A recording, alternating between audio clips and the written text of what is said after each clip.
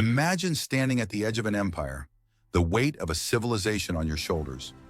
Every decision you make shapes the fate of millions, yet you remain calm, unwavering. This was Marcus Aurelius, a Roman emperor and a Stoic philosopher. His secret? A mind trained in discipline, wisdom, and serenity. Today we unveil 10 life-changing rules from Marcus Aurelius that can bring you inner peace. Rule number 1, master your perception. Nothing is good or bad, only our perception makes it so. Marcus believed that the way we interpret events shapes our reality. If you see an obstacle as a disaster, it will be. But if you see it as a lesson, you transform suffering into growth. When faced with hardship, ask yourself, is this truly bad, or am I choosing to see it that way?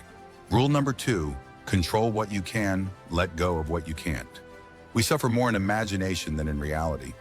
We worry about things beyond our control, what others think, the past, the future. But peace comes from focusing only on what we can control, our actions, our thoughts, our responses.